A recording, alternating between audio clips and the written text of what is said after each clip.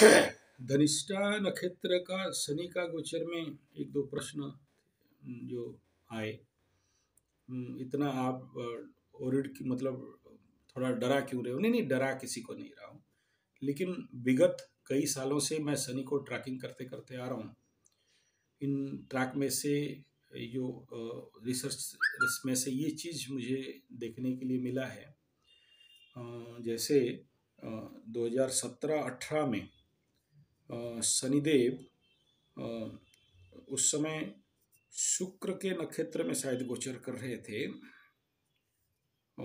Yes, तो उस समय मैं बहुत सारे शुक्र जन्म तारा था उस समय। शुक्र का जैसे ये पूर्वा आषाढ़ा, यस पूर्वाषाढ़ा नक्षत्र पे आसपास थे। आई थिंक ये 17, 18, 19, धनिष्ठा 20, 21। उस समय मैं कई सारे शुक्र के जो जन्मे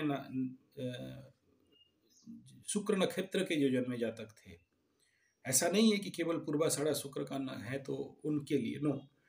उस समय जैसे मैं आपको बताना चाहूँगा, शुक्र का एक नक्षत्र कन्या में, ऐसे ही ये 2019 में जब पहले शनि देव आए मकर के अंदर, मकर राशि में शनिदेव का गोचर हुआ। उत्तराषाढ़ा में जब शनिदेव गोचर कर रहे थे, उस समय सूर्य के 3 नक्षत्र वालों का स्थिति में देख रहा था। तो सूर्य का जैसे कृत्तिका, उत्तर फाल्गुनी, उत्तराषाढ़ा, और शुक्र का भरणी, पूर्वा फाल्गुनी, पूर्वाषाढ़ा। यहाँ से मैं जो जातकों का रिजल्ट देख रहा था उस समय, मेनली उनके पिता के ऊपर उसका बहुत ज़्यादा इफेक्ट हुआ। कुछ के पिता बहुत बीमार पड़े, किसी का पिता का कुछ एक्सीडेंट टाइप हुआ, किसी का पिता इवन द वर्स्ट कंडीशन तो नहीं बोलना चाहिए, ऐसा होगा ऐसा नहीं कह रहा हूँ, लेकिन बहुत शनि का गोचर के कारण उन जातकों का पिताओं का देहांत भी हुआ। इसका मतलब ये नहीं कि कोई जवान है और उसका पिता मर जाएगा, ना, ऐसा नहीं है। वो बाकी सारे क्राइटेरिया को भी फुलफिल करना चाहिए, जैसे उम्र हो जाना चाहिए और प्लस उनका जो आयु है वो भी क्षीण होना चाहिए, या उस प्रकार का मार्केस का कोई दशा अंतर्दशा उनका चलना भी चाहिए। उतना ज़्यादा सारा कॉन्सेंट्रेट करेगा तभी। इसका मतलब ये नहीं है कि धनिष्ठा में शनि का गोचर है तो मंगल के जो 3 राशि वाले 3 नक्षत्र मंगल के जो हैं, मृगशिरा, चित्रा, धनिष्ठा, ये सबका पिताजी मर जाएंगे ऐसा नहीं है। वो डिपेंड करता है सिचुएशन, दशा अंतर्दशा, और बहुत सारे और भी आयु का स्थिति को भी देखना पड़ता है। लेकिन आप ये देखोगे कि इस समय इनके पिताओं का, इनका पिताजियों का, इनका फादर्स का समस्या आना स्वाभाविक है, क्योंकि मैं ये आज से ट्रैकिंग नहीं कर रहा हूँ। विगत 7-8 साल से मैं शनिदेव के नक्षत्र गोचर में उस प्रकार के लोगों के ऊपर क्या इफेक्ट आ रहा है, किसके ऊपर कितना आ रहा है, वो बड़ा माइक्रो लेवल से देख रहा हूँ। और इसमें ये भी कदाचित ना कहें कि शनिदेव का अभी मकर के बाद कुंभ में गोचर होगा, तो कुंभ में जाने से मूल त्रिकोण है वो स्मूथ हो जाएंगे, अच्छे हो जाएंगे, क्योंकि मकर में जब गोचर कर रहे थे तो राहु का दृष्टि था। ऐसा भी नहीं है, क्योंकि इस समय शनि और मंगल करीब करीब, जैसे अभी यहाँ मकर में गोचर रहेगा 45 डेज मंगल का, फिर आगे चले जाएंगे कुंभ में भी ऐसे एक इस बार सबसे बड़ा लॉन्ग टर्म शनि मंगल का युति बनने जा रहा है। और साथ में ये टाइम पीरियड में शनिदेव खुद मंगल के नक्षत्र में रहेंगे और मंगल यहाँ उच्च का भी होगा। तो शनिदेव भी पावरफुल, मंगल भी पावरफुल। शनिदेव स्वगृही धनिष्ठा के नक्षत्र में फायरी एनर्जी के साथ जब ये गोचर करेंगे, मूवन कर रहे हैं और पास ऑन करेंगे, फिर वहाँ से बकरी होंगे। तो इस दौरान पहला जो स्टार्टिंग हो रहा है, जहाँ हमें जो सबसे ज़्यादा सुरक्षा देने वाले गुरु बृहस्पति इस समय अस्त भी रहेंगे। तो बचाने वाला कौन है फिर ये स्टार्टिंग पीरियड, स्टार्टिंग फेज में? और सेकंड पूरा अप्रैल का एक पार्ट तक, मध्य भाग तक तो मंगल और शनि का युति ही रहेगा। तो फरवरी से शुरू होके मार्च अप्रैल 3 महीना, फिर तो शनिदेव कुंभ में चले जाएंगे, गुरुदेव मीन में चले जाएंगे। तो उसके बाद जाके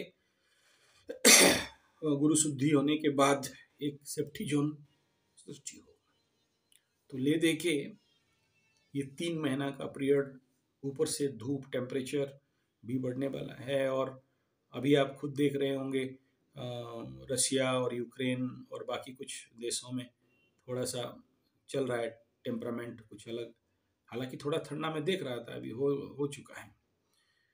तो ये इसका इफेक्ट धनिष्ठा में आने के बाद, शनि का धनिष्ठा क्रॉस करने के बाद, धनिष्ठा में रहने के समय, यानी धनिष्ठा में घुसने के बाद आप देखोगे कि यूनिवर्सल लेवल पे आपके इर्द गिर्द आप देख सकते हो जो इम्पैक्ट इफेक्ट आने लगेंगे, वो बहुत सामान्य तो नहीं रहेंगे, एक्स्ट्रा ऑर्डिनरी रहेगा और टेंशन बढ़ाने वाला ही होगा। और पहला 3 महीना तो स्वाभाविक ये स्थिति दिख रहा है। तो ये जरूरी है कि हम सब सावधान रहें इस समय। और यहाँ तक भी है कि जब शनिदेव सूर्य के नक्षत्र में गोचर कर रहे थे, मेरे को याद है, ये सूर्य नक्षत्र में जन्मे सिंह राशि आसपास जैसे कुछ लोगों को मैं देखा हूँ, उनको कंधे में दर्द होना, बॉडी का मस्कुलर प्रॉब्लम होना, और ऐसे हो गए थे उनको हॉस्पिटल में ऐसे ही घुसना पड़ा। हाथ काम नहीं कर रहा था, पैर काम नहीं कर रहा। तो जो मैं सबसे टिपिकल कंडीशंस देखा हूँ इसमें, जब जन्म नक्षत्र में शनिदेव गोचर करते हैं तो लोगों के ऊपर किस प्रकार का इफेक्ट आता है। बात का प्रकृति बढ़ना और फायरी नेचर होना, बिना फालतू का क्रोध टेंडेंसी आ जाना।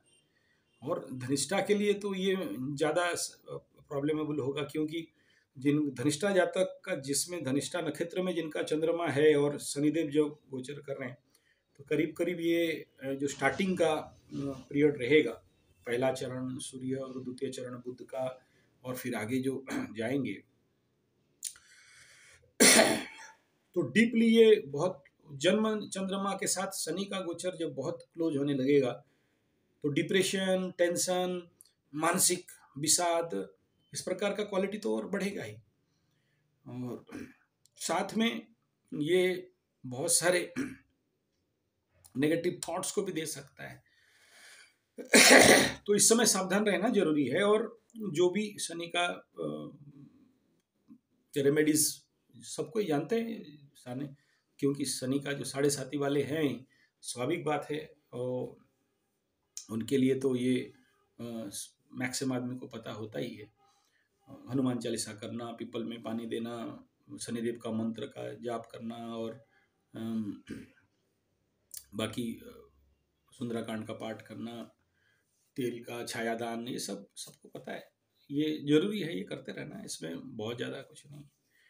तो ले दे के धनिष्ठा जन्म नक्षत्र मंगल के 3 नक्षत्र वाले थोड़ा सावधान रहें, क्योंकि ये मेरा एक्सपीरियंस से कह रहा हूँ, कोई किताब में नहीं लिखा गया है। मैं ट्रैकिंग करते करते आते आते देख रहा हूँ लोगों को, क्योंकि जब उनका पिताजी लोग मरे और मैं सारा कारण ढूंढने लगा बहुत, और मुझे थोड़ा टाइम लगा निकालने के लिए सारा बात, और बहुत सारे लोगों के पिताजी, क्योंकि अक्सर जातक देखते रहता हूँ, बहुत सारे लोगों का कुंडली मेरे पास आते रहता है नया नया, तो उसमें मैं उनका इम्पैक्ट इफेक्ट को नोट करते रहता हूँ, और बड़े बड़े डायरी में भी मैं सारे बात को नोट करते रहता हूँ, मेरा एक्सपीरियंस को, अनुभव को।